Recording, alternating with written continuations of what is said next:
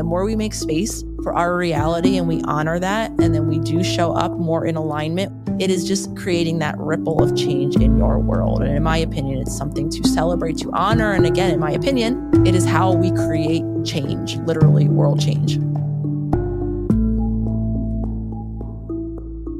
From To Be Magnetic, this is the Expanded Podcast with your host, Lacey Phillips. And your host, Jessica Gill.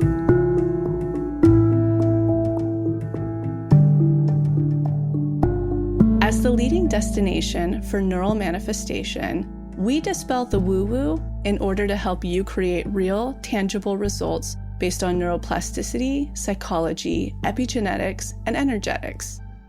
Our goal is to normalize the practice of manifestation and empower you to get into the driver's seat of your life in order to manifest the experiences, relationships, and things that most align with your authenticity. Part of our manifestation process entails expanding past your limiting subconscious beliefs. Therefore, by tuning into this podcast with interviews from experts, thought leaders, spiritual teachers, scientists, and those with neural manifestation success stories, you're starting the process of expanding your subconscious in order to see to believe that anything you desire is possible. And by pressing play, the process begins.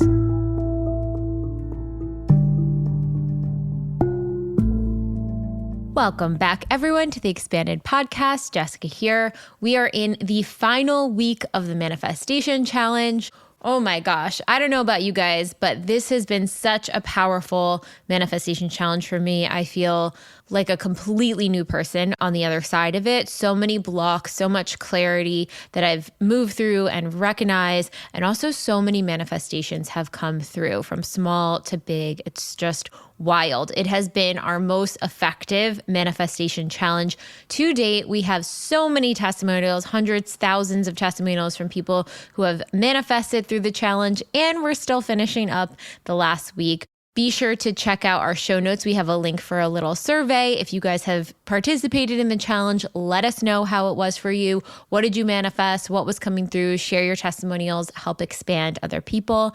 If you joined the challenge and you haven't finished yet, or you're like, damn, I really think I want to do the challenge, we're going to leave it open until March 1st. So even if you start today, you can finish out the entirety of the challenge by the time that we close it out on March 1st. So you are not too late. You can still join at any time. And for anyone who may have gone through the challenge, I gave some feedback on my socials for tips and insight, no matter what week you got stuck on or held up on, how to navigate. You can check that out in my challenge highlights. And also tune into the live call that Lacey and I had this past Wednesday. That's in challenge day 29.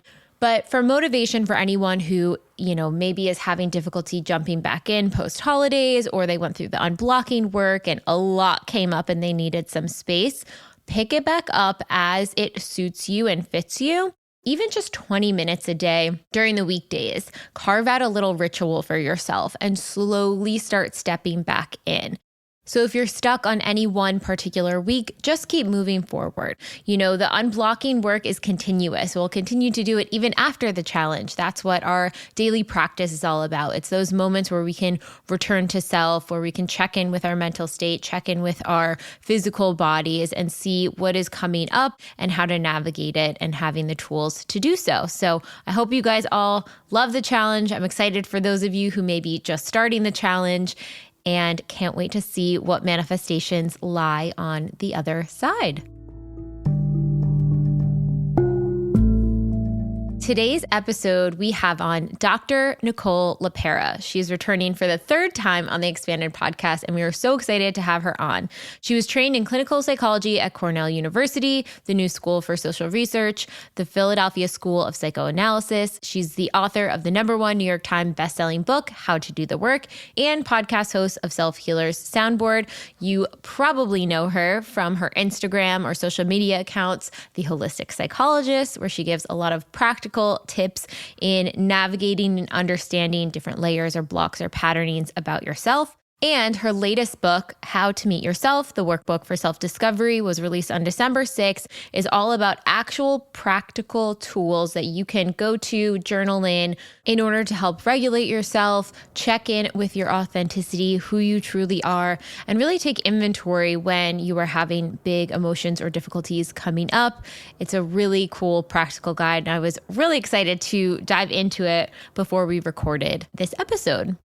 And today's episode is all about peeling back the layers and understanding what is in the way from us showing up and connecting as our authentic, highest, most embodied self. It really starts in the nervous system, and Dr. Nicole gives us some incredible practical tips of how to regulate our nervous system, how when we're in the moment of a trigger, being more prepared and equipped to handle triggers starts with creating a baseline of calm. And then we dive into what that means for someone who might be neurodivergent or particularly sensitive to their surroundings and how to regulate their nervous system to another level. And we also dive into family patterns, recognizing where our needs perhaps weren't met and understanding that it doesn't have to be such an extreme case. Sometimes our needs not being met in childhood could be very subtle, but made a big impact on our bodies and our nervous systems as adults. It is chock full of information, so I know you guys are going to love this one and have really good insights and takeaways. I hope you enjoy. And now, a word from our partners. Lacey here, quickly interrupting the episode to talk about Bond Charge, formerly Blue Blocks. So I want to start today by saying that I really do actually think that I manifested this particular product, which is the Bond Charge infrared sauna blanket. A few months ago, Bond Charge released this, and it was literally a manifestation and answer to my prayer for a couple of reasons. One, you can go in completely naked. Two, it has the lowest EMF on the market, which is a big, big, big thing for me. Three, their lights are lab-grade IR light power, which means that they have one of the highest therapeutic infrared lining in their sauna blanket. So I got it, tried it once, have used it every single day since. It takes literally under 2 minutes to warm up to the temperature that I want to use, whereas every infrared sauna I've had, of course, they're large devices. They take anywhere, depending on what the outside weather is, from 30 minutes to an hour to warm up. Needless to say, I have completely canceled the order to the infrared sauna that I was purchasing and waiting for in January. There's no point because once I've done the sauna blanket, I can't go back to that. I can't go back to waiting for it to warm up. And one of my pet peeves, even though this one was going to be larger that I ordered, is that I can't just lie down totally comfortably. So in the Bond Charge infrared sauna blanket, I lay it right down on my mattress. I plop my pillow sort of inside of it, lying in my bed, so comfortable, looking out my window, just seeing oak trees in the mountains, and letting my nervous system completely calm down, which happens instantly in this. You can feel it. My whole nervous system grounds. That's a huge benefit of infrared saunas, and I think it's much quicker in a sauna blanket. It's the ultimate hack. And I was going to pay $8,000 for a sauna. This is $999. I'm just like, oh my gosh, thank you, universe. I manifested my perfect biohacking device. It packs up in its tiny little bag, and I can take it from Topanga up to the forest house with me. It takes up such little space. It's just genius. So if somebody's looking for all of that inside of a package, it's definitely the Bond Charge infrared sauna blanket. If you are new to Bond Charge, use the code all caps magnetic, MAGNETIC, to receive 15% off your purchase. Again, that's all caps MAGNETIC to receive 15% off any purchase. All right, on to the episode.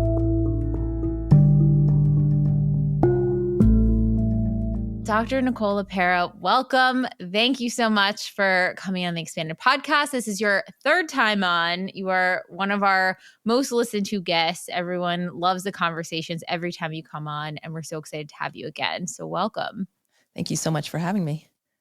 So let's actually start. One question we usually have is, what is your cultural background and upbringing? And I'm pretty sure you've answered that before already for us, and people know your background and all of that. But one question I was curious with is, what is a childhood need that perhaps wasn't met that you are now able to meet yourself? Oh, really, really great question. So it's interesting because when I think about it, for a long time, I probably would have proclaimed nothing. I had all of my needs met in childhood. And I've really come to realize how emotionally I didn't have that attuned parent figure, really anyone in my family, but my mom, who was present to me the most in physical care of me in terms of emotional, again, based on her own past, her own trauma, was largely unable to be with me and my emotions. So I came to realize how much I suppressed my emotional world and how I'm still very much in a learning process, how to make myself vulnerable to my own emotions and then how to share my emotions and, of course, ask for support in the relationships that I'm in. So I'm learning to meet the need. I'm very much still a work in progress because, as I think is the case with all of us, when we're unfamiliar, even as something as basic as being emotionally connected, I think all of us humans, are wired to do that and desire it. It's so unfamiliar. So it still very much feels vulnerable. And I can still see many moments where, I'm resistant to it, I'm uncomfortable, and I'm squirmy about it. Mm-hmm. Definitely resonate there. People think that they are expressing their emotions and really they're expressing a behavior.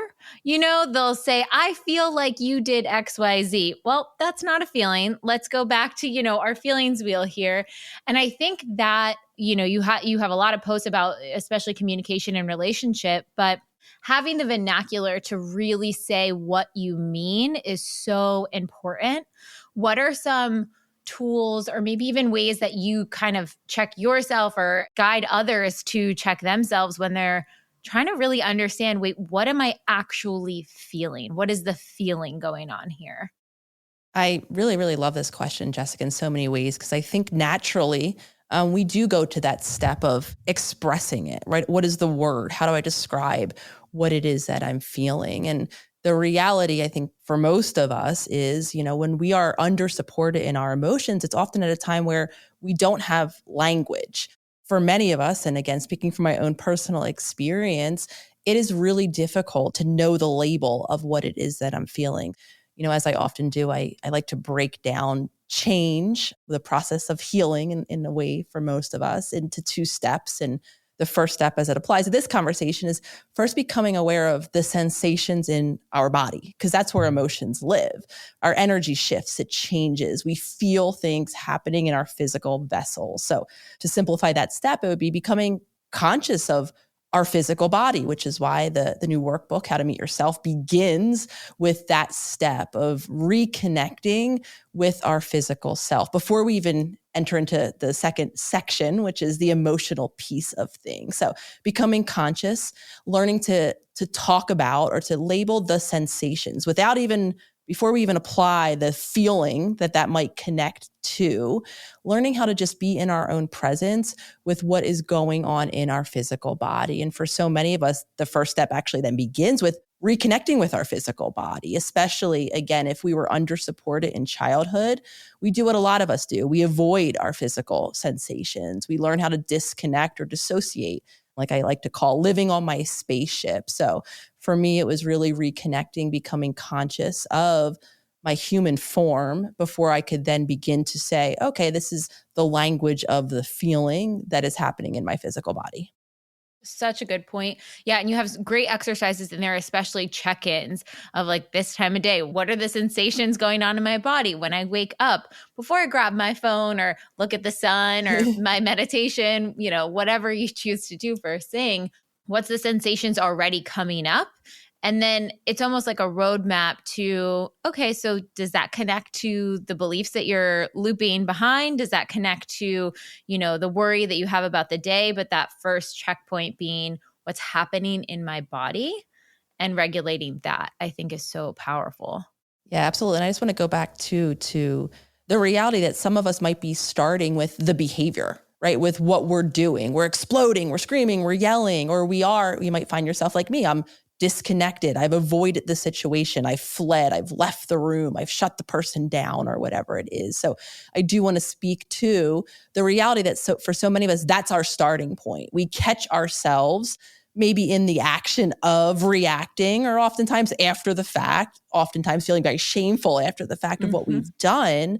But that could be our starting point, because understanding that those explosive, whether we're exploding outward or we're turning inward with those emotions, the behavior, the reaction that you very beautifully brought up, is connected to how we were feeling, to that deeper discomfort. So for so many of us, it means, starting there, kind of seeing after the fact and witnessing those patterns without judging them, understanding that they are, coming from an attempt at safety. Again, when we were in that pre-verbal stage, when we didn't have the attuned caregiver to hold space, to be curious, to help us make sense and give us language about what we were feeling, and then find an appropriate, connected way to deal with it, we learned, we adapted. And so many of us into our adulthood carry on those habitual coping mechanisms. And again, we shame ourselves because they do cause ourselves harm. They cause our loved ones harm. But if we can, again, expand in compassion, which is why I'm always talking about the physiology, the nervous system, kind of where these things are originating from, then I think we can give ourselves the opportunity to even just start there. Okay, I am someone who explodes. I don't know exactly what's happening in my body, but I can have some language now for the reality that I didn't feel safe in what is happening in my body. So I felt like I had to project it outward, or I had to turn it inward, or I had to avoid it. And then we can almost start building the pieces backward in that way. Yeah, I think definitely in my own healing journey, I know after I'm like, ooh, I should have taken a pause. I should have stepped back before that happened. And it's the practice of recognizing as soon as you can, really, where did something shift? Where do I no longer, things started spiraling out, and then take it step by step backwards until recognizing the physiological shift immediately is going to be your first cue.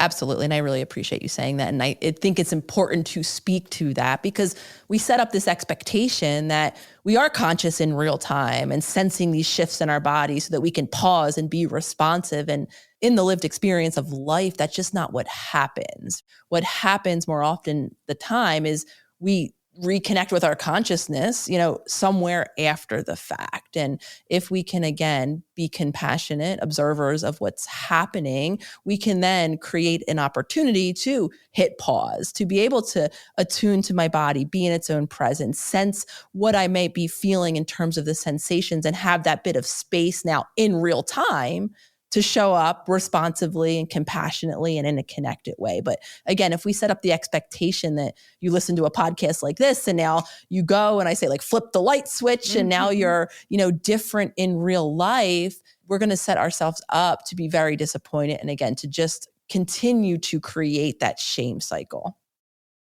One tip my therapist gave me is recognizing whatever part of the journey where you feel activated, say, okay, the only thing I need to do here is go and take a pause and calm my nervous system down. And at first I was like, well, shouldn't I figure out why I'm feeling that way? Or she goes, your prefrontal cortex isn't online. You don't have the capacity to do that at that moment. So if you can just remember to exit and self-soothe for a moment, that's going to be your best chance at rewiring that pattern. Are there any other tools or tips that you would suggest for someone, like when they're in that elevated state, whether they're disassociating or whether they're projecting out anger, or maybe they're even just like so upset with someone, resentment's bubbling up, or anger internally, and they're turning it inward, which is another thing that happens to people too? Yeah, I want to acknowledge your therapist for giving you a very, good piece of advice and piece of information, physiological information about how our brain functions. And we don't have access to that moment of different awareness. We don't, and that's why so many of us rely on those ways that you just beautifully stated, that the old ways that we've once dealt with it. When our prefrontal cortex isn't online, we can't see a new solution. That beautiful solution that you might have even talked about with that therapist last Tuesday, right, in session, you don't actually have access to that in real time, which is why we return to those past solutions, screaming, yelling, dissociating, leaving, or whatever it is. And I think that another helpful suggestion, and this is, I think, often counterintuitive and maybe not what we like to hear, begins outside of those moments, begins with caring for our nervous system, with understanding that we do have a nervous system and that ability to maintain connection to the pause, to the prefrontal cortex, to all of the new different solutions that you want to embody to make that change happens when our nervous system is in a calm state of grounded, peaceful regulation. And I'll be the first to admit, I spent decades of my life the farthest from that grounded, peaceful state. So for a lot of us, it's the more preventative, I think is the language listeners might have heard, care of our bodies, making sure that we're getting and giving it the nutrients that we have access to that it needs, making sure sleep is incredibly important, that it's getting prioritized just as much as sleep, restful moments throughout our day. I mean, we live in a culture now where a lot of us are being actually validated and affirmed by endlessly doing all of the time. Our nervous system needs those moments to be in peace, to be in calm. Our body also needs to, at some points, move to discharge its energy. So by building in, as I often, we talk about in my membership, the Self-Healer Circle, a commitment to shifts, small daily promises to create new habits. Because of course, I even just, voiced 3 different things we could start doing differently. We have to understand that, especially when it comes to our body, especially when it comes to our nervous system, the more change we try to pile on, and I think it's a beautiful time of year to be talking about this with New Year's resolutions. And a lot of us, for very understandable reasons, want to reshape our life, want to start eating differently, start sleeping differently, start moving differently. And because our subconscious mind will always register the unfamiliar, or will always register the possibility of threat, I should say, in the unfamiliar, the more expectation we put on ourselves to revamp our life overnight, the more likely we're going to feel that resistance, to feel uncomfortable, and to return back to those old habits. So by caring for our body might mean making a daily commitment and getting really consistent with maybe eating in a different way, sleeping in a different way, allowing rest in a different way. And then over time, the more we're caring for our nervous system, the more then we have access in those moments of reactivity to return to that peaceful balance that now we've been practicing outside of those moments. That is such a good point. And I feel like you really gave sort of the science context behind why just brute force in your goals is not actually the most effective path if you're looking for lasting change.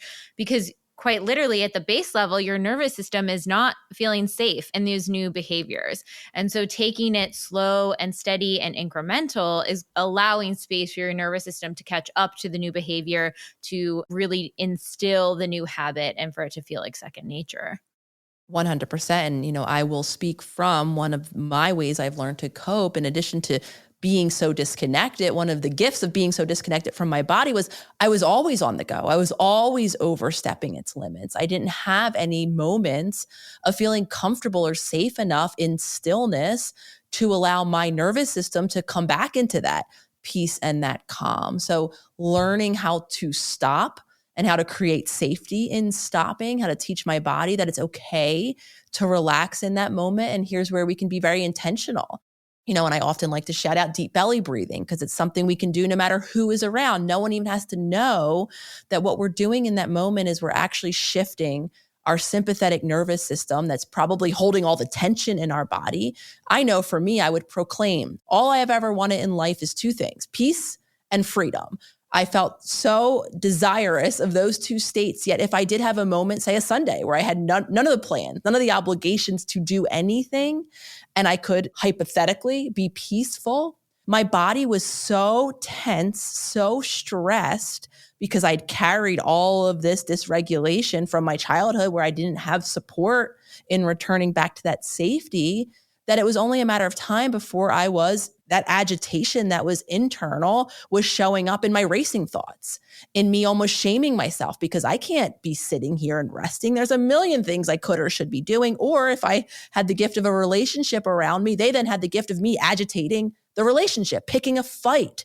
So I like to give that example because I think it's a very common one where so many of us want peace and calm, though our bodies in that moment is not relaxed. Peace and calm doesn't feel safe for many different reasons. So helping our body along by deep belly breathing, by anchoring our awareness, by turning our attention, that is, to the present moment. Instead of focusing on the racing thoughts that are just going to keep the tension in my body, maybe choose to focus on the soft chair that you're sitting on, or the bed or the couch that you're laying on. And again, of course, it doesn't happen overnight. We literally have to unwind all of these years of tension so that peace and calm can begin to feel safer for our body. So that, again, flash forward in time, when we want to stay grounded, as our body is very much reacting to something stressful happening in our environment, now our body is more familiar with that state, and we can return back to that grounded presence and then be responsive in how we're choosing. And I wonder too, in those moments, it seems as if you have a baseline of a grounded calm, when you get out of it, you can notice that more. If your baseline is fragile irritation and your threshold is so low for anything to come into its sphere that's going to set you off, the gap between peace and calm is very far. But if you're usually at peace and calm and then you shift out, you're like, whoa, that feels different. I'm not used to being in this different state. Yeah, absolutely. This is why I think so many of us can relate to the straw that broke the camel's back, always waiting for the next shoe to drop. For me, I was the word that comes to mind is irritable person. It didn't take much for me to, lose any semblance of peace and calm. And I'm using kind of the bunny ears here because I was never really peace and calm in my body.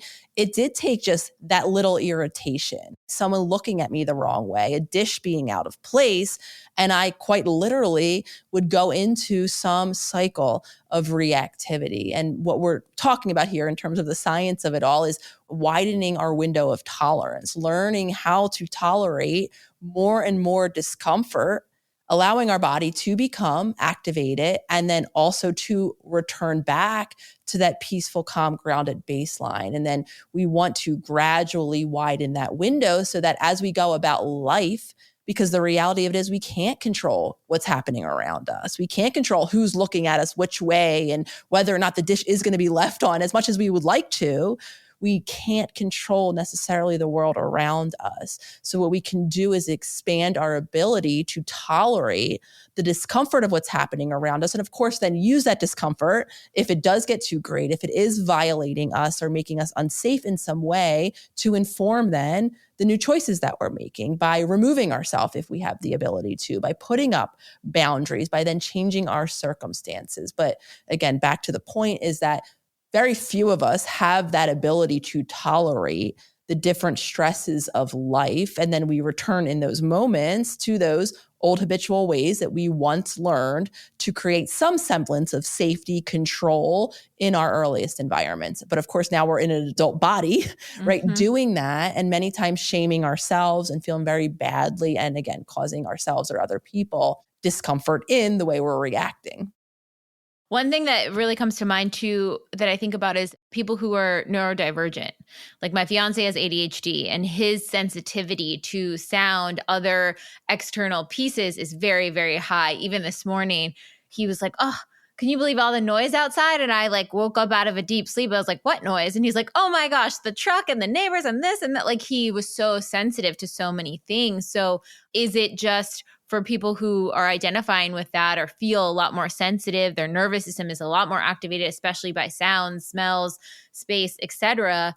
Is it widening that tolerance window? Is it, again, more boundaries over the spaces they're in, earplugs? I mean, what are some other good suggestions there? So I appreciate you sharing that, Jessica, because I too, one of my partners, Lolly, is very neurodivergent in those ways, very sensitive to sound and, a little bit of both, right? When we have the opportunity to create change in our physical environments, putting up boundaries, relocating, or doing things to put a buffer.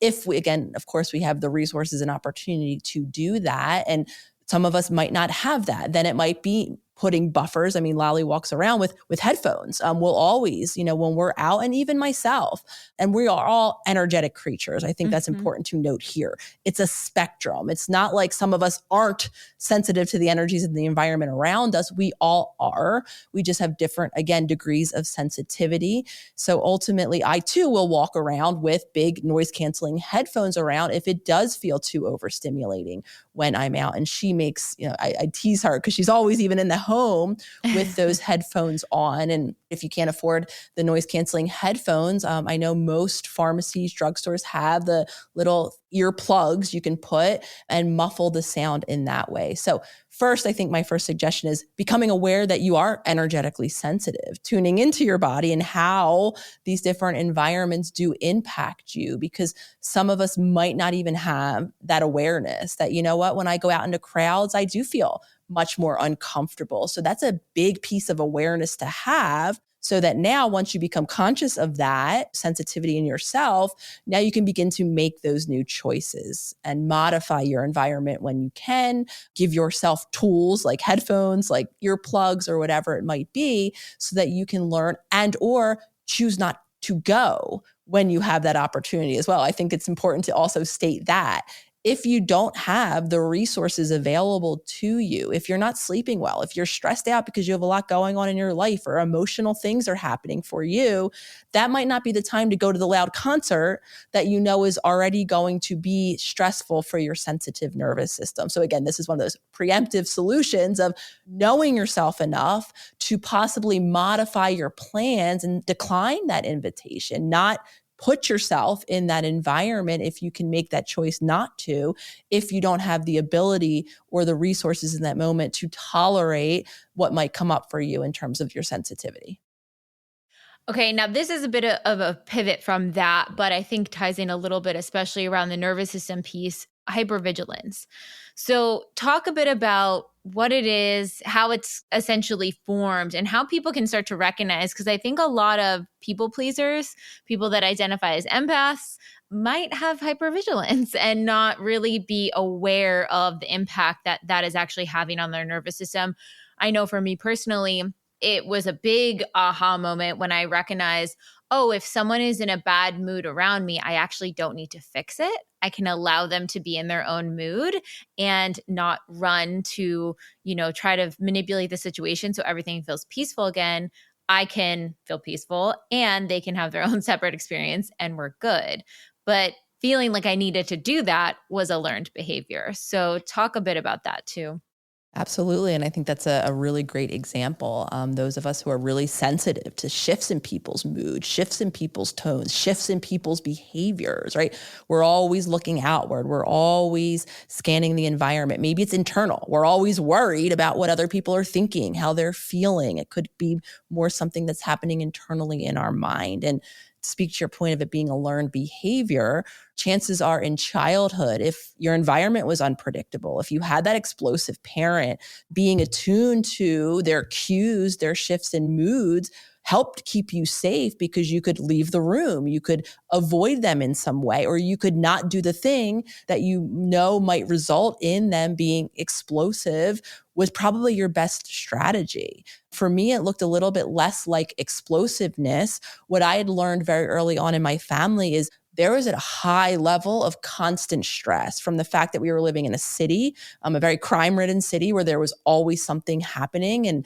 I was always receiving messages about the dangers out there, to the fact that I had a lot of health issues happening in my mom and my sister in particular, my two core caregivers in many ways. What I learned very early was there's a lot of anxiety present. And if I didn't add to it, if I didn't give my mom something to worry about by sharing the difficult thing that happened at school with me, if I didn't add stress, right, to the already overstressed system, then I could keep myself somewhat safer. It felt a little bit more tolerable. So I like to share that again, because it doesn't necessarily have to look like having the explosive, unpredictable parent, though that's one avenue by which hypervigilance develops, but it could be a little bit more indirect. The result is the same. We became safe at some early unsafe environment, physically or emotionally, right? We got our needs met to the best of our ability by attuning to the world around us. And then I started, very much like many of us do, to use language like, I'm just so concerned about you. I just have so much compassion. I want to show up right in service of you and tend to you in your moods, not realizing that there were no boundaries in my childhood. I didn't have, as you beautifully put it, the ability to say, okay, you're having your mood over there and I have the space to have my mood, which is different. And we can still be connected in different emotional spaces. Without that, because stress in my family just went around like a cyclone through all of us. I very much like you, not only became hyper vigilant to the environment, I shifted into this people pleasing mode. And I very much didn't feel, and I still struggle to separate when I'm having a different mood or an emotional experience or idea or thought or way of being in any moment from other people. And again, because it developed at a time when being outward focused kept ourselves safe, so many of us continue with those externally focused patterns, that hypervigilance, that people pleasing. We tell ourselves things like, oh, I'm just caring and worried and compassionate about you, not understanding that oftentimes in service, quote unquote, of you, we're overstepping our own needs, our own boundaries, and our own emotions. So we're suppressing them to show up in service of you. So we think, not realizing, because where that tape usually plays out to is I get mad, upset, and resentful of you, of the world around me, not seeing the role that I'm playing. And again, not understanding that the role that I'm playing was my best attempt at keeping myself safe at an early environment. That is so key to remember. All of the sort of programming that comes up for everyone, all of the behaviors that are coming up, I think having the moment of compassion, and you talk about compassion a lot, but having that moment of compassion that this was serving me. I did need this to survive in the environment. This was the best solution to the situation that I was in. And now it's not serving me anymore. And how can I move it? Because I think without having that compassion, we're like, oh God, I have so much shit, or I have all these problems, or, so you can start to see how it can turn into that self-shame. And I just want anyone out there listening to really take in that actually was a benefit to you at one time, and it's okay. And now it's about the consciousness and reprogramming that. And to take it a step further, because, right, it kept us safe, our subconscious, our neurophysiology, our body is still reliant on that for safety purposes. So it's not going to go away overnight. You're not going to, again, listen to us speak about this and be able to get rid of that habit, unless, of course, you learn other ways to create safety for yourself, your body. Again, I very intentionally created a workbook about how to meet your authentic self. And you don't get to meet that authentic self until section 3, because until, again, we're connected with our body, we know how to create safety in our body. We begin to explore our emotions and these deep-rooted patterns that our inner child and our ego is holding on to, coloring all of these moments of reactivity. We're not going to have that space. So your point, I think, is so important, Jessica, to reiterate, which is that because it is aimed at safety, we don't want to get rid of it overnight. Our body, our nervous system won't allow us to until, again, we teach ourselves, our physiological body, how to find safety in other ways. Again, this is where we can't just white knuckle it and be like, okay, well, whether or not I can be compassionate and remove the shame, I still want to stop doing it. We have to embody new choices, do new things with our physiological body, with our nervous system, before we can release those patterns. And I think just coming from a traditional world where we had this idea that we could just talk about something in a therapy session, again, if we had access to it and have some new insight, and then therefore actualize that by doing something different. The big piece that was missing, at least in my work, was the body, the actual making of new choices to retrain my nervous system in new ways to feel safe. Because again, it won't get rid of it until we make those new choices. I guess it's different for every person, but what would be your protocol for someone who in that hypervigilance state, right? They typically mesh with the other person's need, they put them before them, and now they're aware of it. They're, okay, I know why I did this. This happened in childhood. Got it. Makes sense. And now they're faced with an opportunity to repeat that cycle, continue that pattern, mesh with the behavior, or they can say, oh boy, my body feels so uncomfortable doing this, but I'm going to go take my own energy. Is it the action, and then the action is uncomfortable at first, and eventually after self-soothing, then it can become safe feeling? Or is it a combination of, here are the tools I can do to feel safe, get that baseline bolstered, then when the situation arises, then I can go and, take that new action?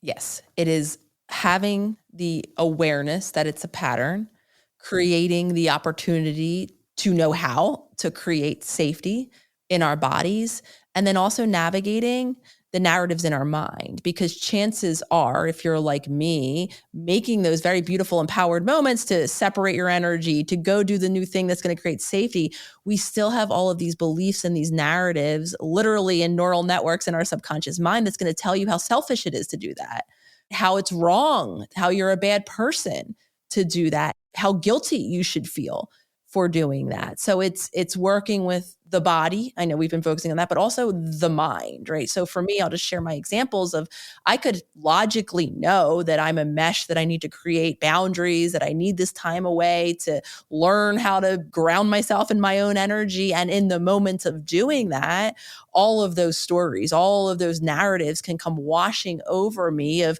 how it's selfish, how dare I have a need that's different from what someone else. They could need me in this moment. And now I'm being a bad friend, a bad partner.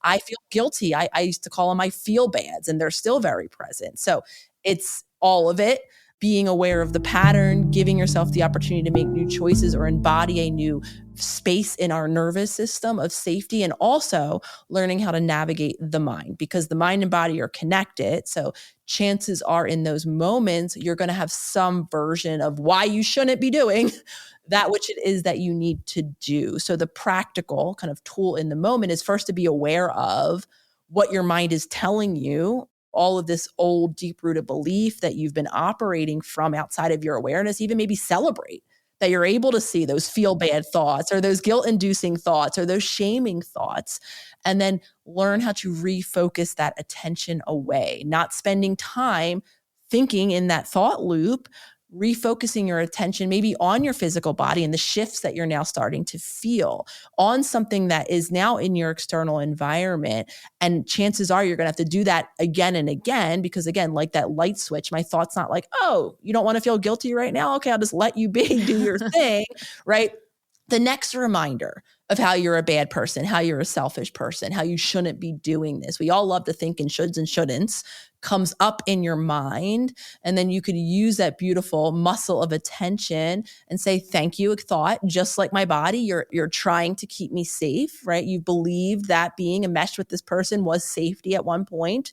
And now I can put my focus somewhere else. And then over time, then you get to feel differently in mind and in body in those moments. And again, bringing it full circle, and in very many ways, I still see that tendency to feel bad, to feel guilty, to feel that discomfort in my body and in my mind.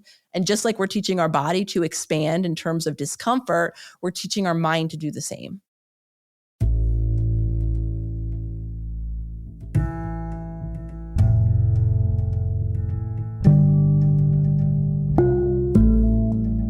So I'm quickly interrupting this episode to invite you, if you're ready to start your manifestation journey, or if anything you've heard in our manifestation episodes has piqued your interest to begin. We have a la carte workshops in everything from the basics bundle, which is what we recommend to everyone who starts. It's the formula that actually teaches you how to manifest, unblocked inner child, and unblocked shadow. We also have a la carte workshops on love and money. But the real gem is the Pathway membership, because it encompasses every single workshop we have. It's a year-long membership with full access to the few a la carte offerings we have, and exclusive workshops not available anywhere else, such as the daily practice, which is what everybody in the Pathway uses, hopefully at least 3 times a week to daily, in order to truly create the new neural pathways that one needs in order to manifest, and houses the library of our deep imaginings, which is our unique hypnosis process that allows you to get into your subconscious and overwrite those old neural pathways, creating the new ones. You can use our special code EXPANDED, all caps, EXPANDED, to receive $20 off your first a la carte workshop purchase, or $20 off your first month of the Pathway. Again, that's all caps, EXPANDED, EXPANDED. Okay, now back to the episode.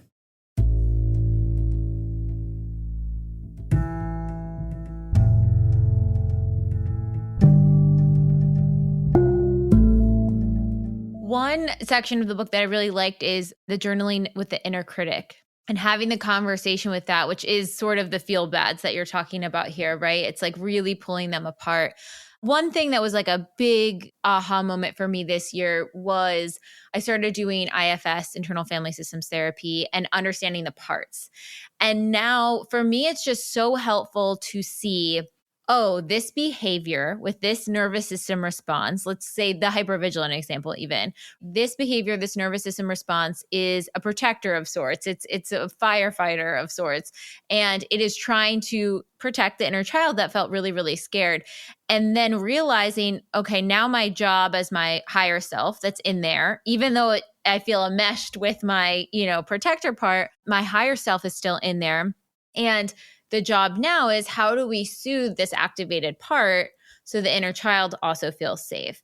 And something about turning it into these outside pieces of me instead of I am hypervigilant. It's like, no, one part of me is hypervigilant as a trauma response really helps in contextualizing the whole process and even being able to show up for the different versions of you. Have you found that? How do you see the inner critic play out and all of that?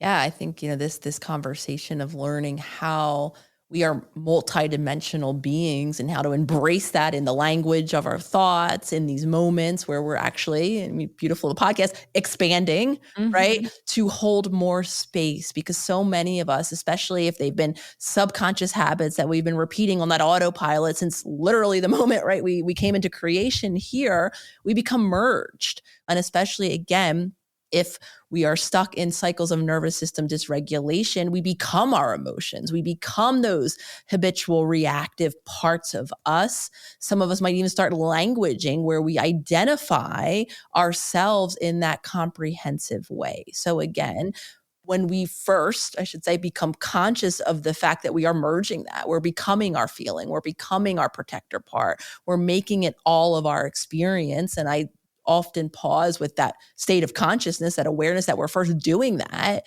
because to create change, we have to consciously see where we're at right now. We don't have to be shameful of that. So many of us have merged our identity with parts of our experience, especially if that's been the part that's been most active, that's kept us most safe in the environments that we've most consistently found ourselves in. It's natural then that we do feel we've become that identity. So it is something to celebrate, becoming aware that we have been using language that has colored a part of our experience as all of our experience, or our habitual reaction is all of who we are.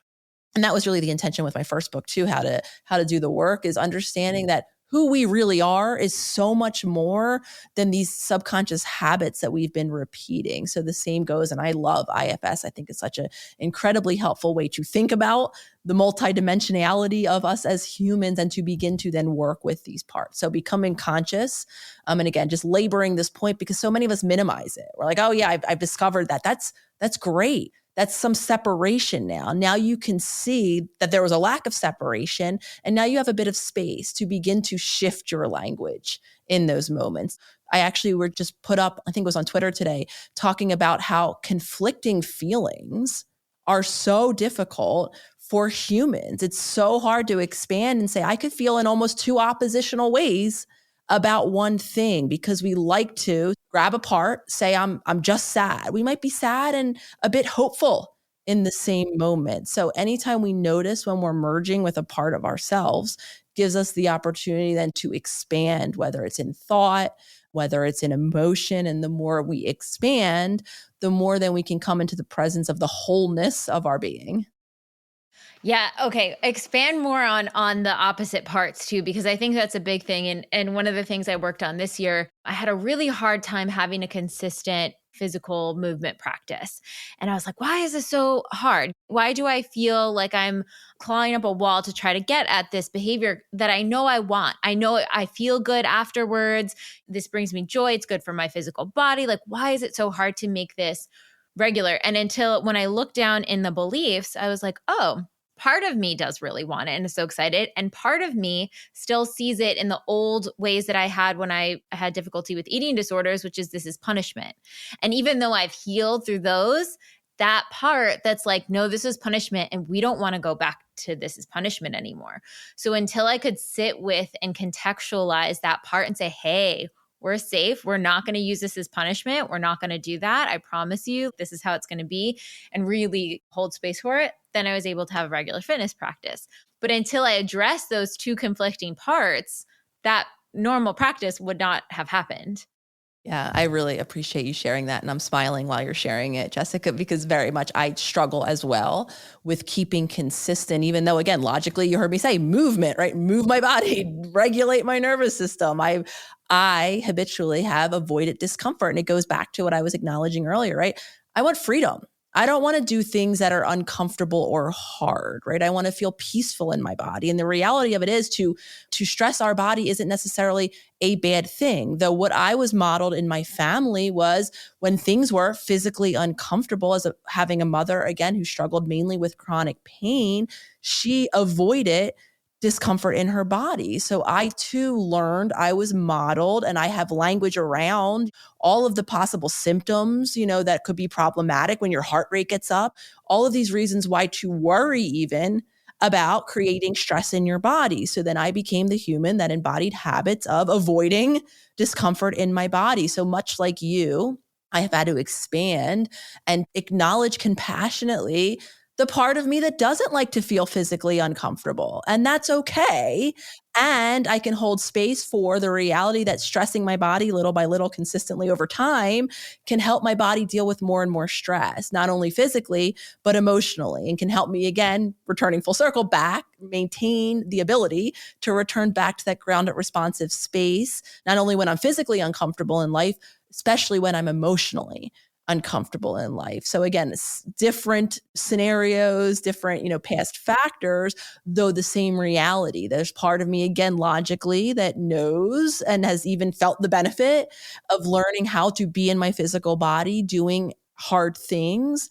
And there's a part of me that doesn't want to have to do that doesn't want my body to feel uncomfortable in those ways. So holding space for both of it, acknowledging it, not shaming ourselves for it, then allows us to then make choices. And that's not to say that there aren't some days where I don't do it. And that's okay too, right? I'm not every day consistent on my routine. There's some mornings where I do honor either my body telling me it's tired and doesn't want to do it, or my mind telling me it's tired and I don't want to do it. Though I've created and returned to the habit consistently enough now that I don't worry about never going back again. I commit to being consciously present. And now I've learned that the further away I am from those consistent habits of moving, the more tension I feel, the more irritable I am in my emotions, and the more I'm not able to be calm and grounded and responsive in my life the way that I want to be in my heart. And I just lived this over the holidays. I was sick and I didn't move much. And before long, as I neared into week 2 of not really moving, I felt irritable. I felt agitated. I didn't like how my body felt. So as much as it's so difficult, I'll be the one to say, to return to things that we stopped doing for a little bit, I knew in my emotions and in my physical body that doing that actually did make me feel better. Even though I grunted through and hated every second of the first few days of returning, I had been my own proof, as my partner Jenna likes to say. I've given myself enough opportunity to be in my body and feel all the different ways of being, so that in these moments I can use that consciousness to direct my choices. Not because someone told me, not because I read in a book that it was good, because I started to feel agitated in my own self. That is the power. And that is the authenticity too, right? To really understand what you uniquely need in your body for your nervous system that works for you. That isn't about ego validation, checking in with the world around you to show your social media you did a cool workout. It's really for your own safety, peace, calm, and joy.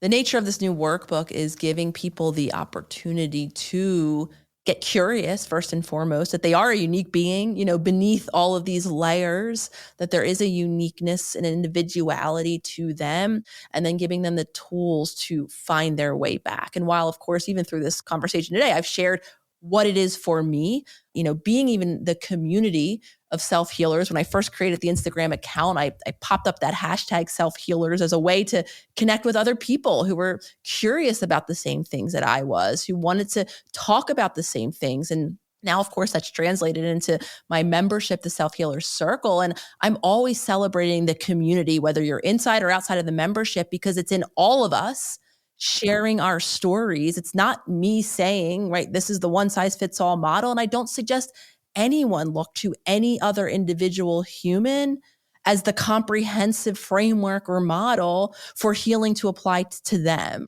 Coming from a family where I do know we have had that tendency to look to other people to embody what it is for them. Again, we have the resources to go to a therapist to assume that doing things exactly like they tell us is going to work for us. And again, I am so in gratitude to individuals like yourself, communities like you have that have these conversations, because it's as each of us show up as the unique individual that we are and share our pieces of our journey and what we've come to realize can then allow everyone to have more to hear from and to then pick from and then to apply and see, because ultimately you're the person who gets to decide if it's in resonance with you, if it's going to work for you, if it's going to fit into all of the unique circumstances in the life that you've uniquely created around you. So I really appreciate kind of us going into that point of things, because again, while I will share, my own individual journey, I'm never sharing it with the intention someone takes notes and immediately goes and applies exactly what it was for me. This is, again, why I even wrote this roadmap of how to meet yourself, to give everyone the opportunity to find their way back to themselves, that inner knowing that I know each of us have. Because what I can't tell you is what's going to happen tomorrow. None of us can predict the future, and I think the more we have that home base to return to, those feelings in our actual energetic system and in our body, then we can allow that to guide us into the unknown that is the future for all of us. 100%. So well said. We call it like having your toolkit. What is your toolkit that you can turn to in those moments? And something kind of just clicked when you were talking there too, that when you look out to one person to give you every answer for whatever subject you're looking on, you're giving your power away to that person. And remembering that you have the power, you have the autonomy for you, and you get to create your own toolkit of all the resources that work for you. And I also think too, when you are tapped in and connected with your authenticity and authentic self, when you hear someone talk about a certain tool, there is like an inner excitement that pops up. You're like, ooh, I think I'm going to like that one. That can be kind of your guiding post. One other question I want to ask you is, how do you define the authentic self? How do you view the authentic self? What does it mean to you?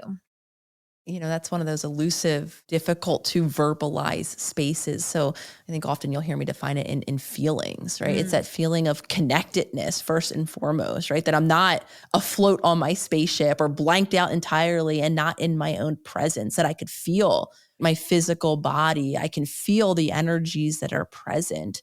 I can feel maybe the ease, like you're saying, or the excitement or the shift in energy into lightness that comes with something that resonates. It's, for me, very much I embody my authentic self when I'm having conversations like this, where I'm in that flow state that a lot of listeners might have heard, where time goes away. I'm almost like, oh, geez, we've almost been here for almost an hour only because I'm looking at a clock right now, right? It's as if the world has melted away and I'm literally just experiencing my energy of excitement that as I'm speaking, and I have chills right now as I'm even saying this, my body is registering that I'm in myself. I'm in that energy because I'm not as distracted by the world around me. I'm literally in now a feedback loop of what's feeling good, of my own presence. So authentic self, again, simplifying the definition, is our own presence, learning how it feels to be in that space of pure presence with ourself.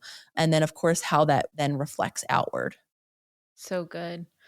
One thing I wanted to touch on, this is kind of a little bit off track from where we were at, but I just think it's so powerful. You had shared a lot about when you have a personality type in your family dynamic, that everything revolves around that person's energy state, and it really dictates where the mood of the family goes. I mean, I guess it ties into the hypervigilance piece too.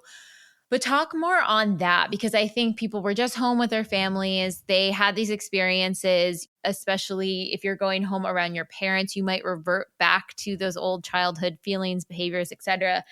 If someone has to go be around their family, What are ways that they can try to keep their own sovereignty and peace when they have someone that has that energy that the whole family enmeshes to, mom's this way or dad's this way or brother's this way. We're all in this together with them. How do they carve out their own space when they're amongst that? So noticing, will always be kind of the first step. And I don't say that step here lightly because, again, having lived the experience, it's difficult when we come into conscious awareness of these patterns that, we do share with our family members of having the parent, who tends to have the emotional climate revolve around them.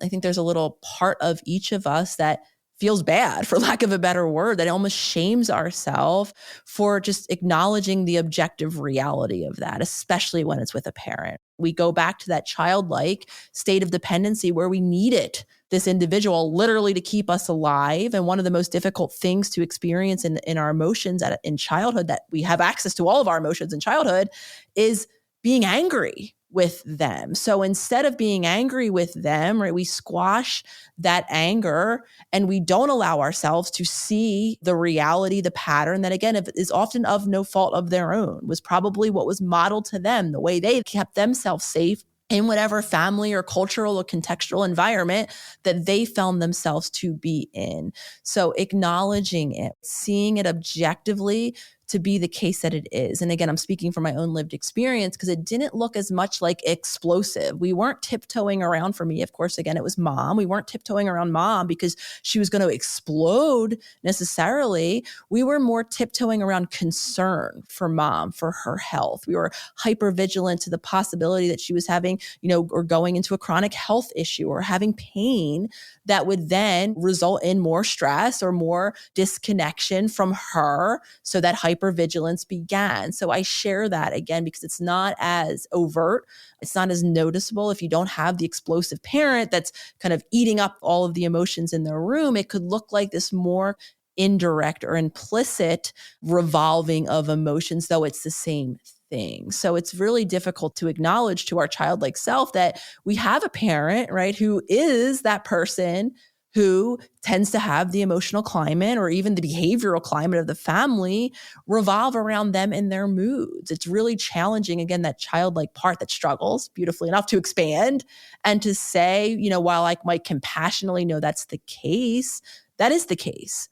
And that has now had the consequence on me of not having space for me to be me, to have my needs met, to have an emotion that's different, or to want to do something that's different than what the family is doing or what they're tending to in that moment. And then when we become, of course, conscious with that reality, when we give ourselves then the space to grieve, to feel all the different angry ways, upset ways, disappointed ways that we feel about that, now we can begin, and I very much had to walk this journey myself, of creating boundaries, of maybe modifying. I was the child who, no matter where I was in the world, when I went home to visit, I was home for the entire weekend. I slept over in their house. It took me until I was in my mid-30s to make a visit home, to get a hotel room separate or to stay with a friend, and to go over for limited times around meals or around an afternoon out, right? I had this expectation that when I go home, I fully immerse myself in home. So it could be as practical as, again, acknowledging that you have that climate in your home and then setting yourself up by making new choices, by putting up boundaries, by maybe declining to go home or going home in a different way, in a more limited way. And then, of course, holding space for the reactions that might happen, the internal, you feeling bad, you feeling guilty, you feeling like a bad kid for thinking this, for doing things differently, and also the external, because we have to, or it's helpful to honor the system of people that might not either be willing to see the reality or the truth as it is for us, or to accept these new choices, because again, it's subconscious to them. We're all locked in this way of being, and it can be really challenging, and we can be met with, in addition to a lack of support, outright upset, people being angry with us, telling us why it is that we shouldn't be doing the things that we're doing. I'm in awe of so many people on this journey, because to think that you are facing your innermost demons and then have the system that maybe wasn't working, or was broken in some way, shape, or form, then fighting back at you for trying to find your own peace. It's like, dang, that's hard work. And I just give so much just awe and credibility to everyone who's out there doing this journey. I think it's so brave and so powerful.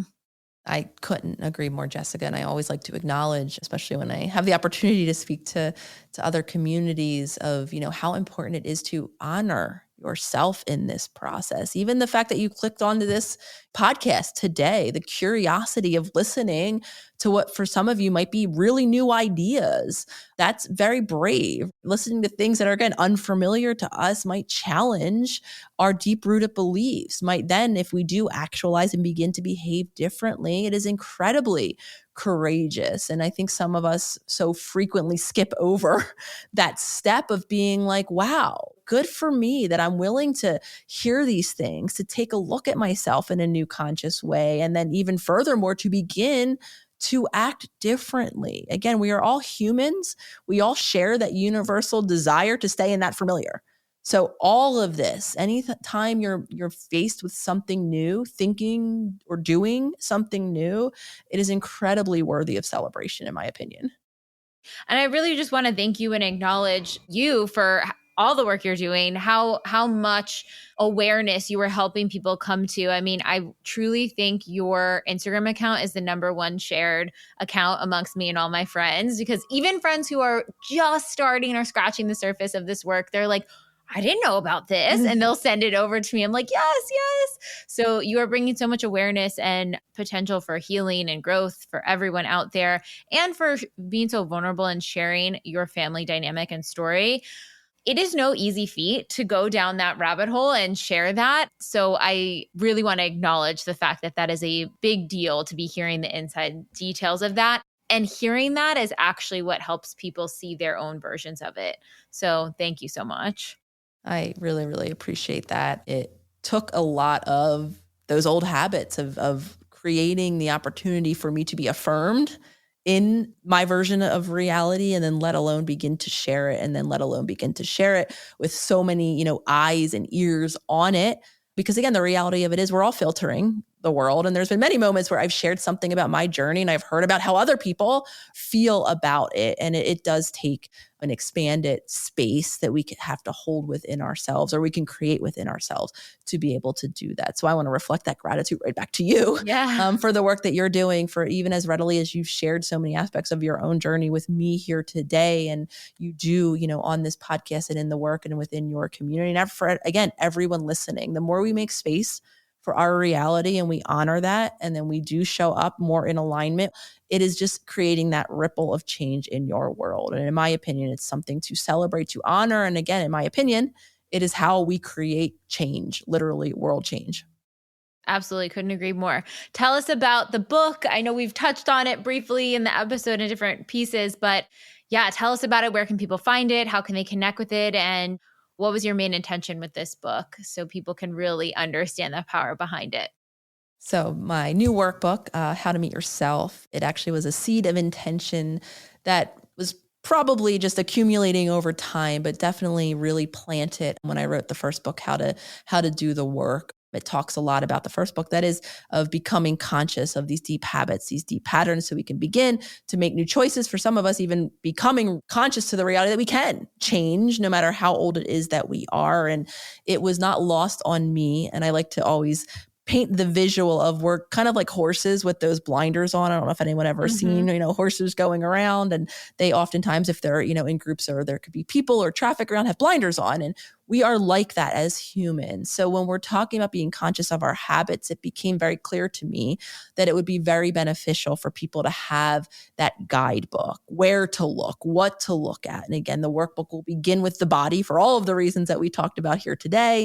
And then it'll dive in, peel the onion back, as I like to say, into the emotional world, again, of stories we've created in childhood that are coloring our experiences, so that then we could create that space for that reconnection with who we truly are. So my hope is that it's a livable roadmap of a resource, because we do want to honor the fact that this journey doesn't happen overnight, that we can revisit and stay, in the portions of the workbook until we create new habits for ourselves. So the workbook can be found pretty much anywhere major books are sold. I do know that there is an Audible for anyone who does like to listen, though. You can get yourself a notebook and write your answers in separately if you are a listener. I'm a visual, and there's all actual places to write in the workbook itself if you do buy the hard copy. Though I also want to acknowledge one of my number one priorities is always making this information, these tools, these resources accessible, even if you don't have the opportunity to purchase the book.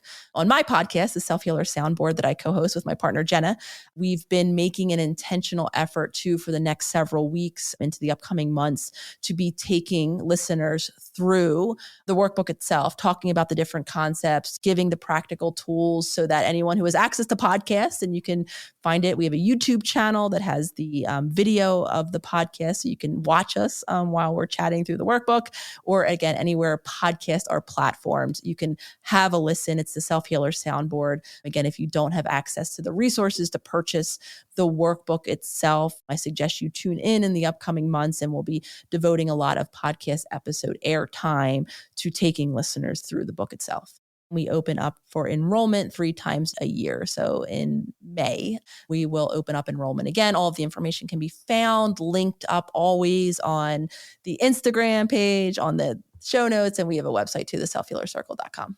Amazing. Thank you so much, Dr. Nicole. This has been an incredible episode. Thank you so much for your wisdom and for your time, and hoping you have a beautiful rest of your day.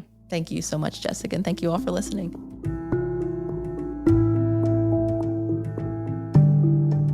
Thank you so much for tuning into the episode, and I hope you enjoyed it as much as I did, we did. And in case you're not totally ready to join the pathway yet, I wanted to share a few of our free offerings that I'll often suggest to people as a little bit of a blueprint to get them started on their manifestation journey. The first place I like to direct people completely for free is the motivation. You can see it linked below or on our homepage as our testimony library. And it's categorized by different subjects, whether you're calling in career, money, love, wellness, and much more. When you're reading about a member's experience of what they manifested, you're actually seeing to believe and showing your subconscious that that very thing is possible for you. The second place I like to direct people is to the free clarity exercise, which is also linked below. In it, you get to try our own unique hypnosis process, learn about the science, and some journaling prompts. And the best part about this, you'll get a tiny taste of what it's like to go into your hypnotic state, bring your subconscious forward, and create new neural pathways while receiving clarity. And the third thing, if you haven't listened to it on this podcast yet, please go back to the episode titled Manifestation 101, where you'll learn the basics of neural manifestation to truly understand this process. So go ahead and check out those free resources, the motivation, the free clarity exercise, and the episode Manifestation 101, all linked below. And in an effort to make sure to have representation in this process series, go ahead and submit any process testimonials you have, especially to our LGBTQ+ community, our BIPOC, as well as the Ys, which is anyone in the community who is 45 and over. All right, we'll be back next week.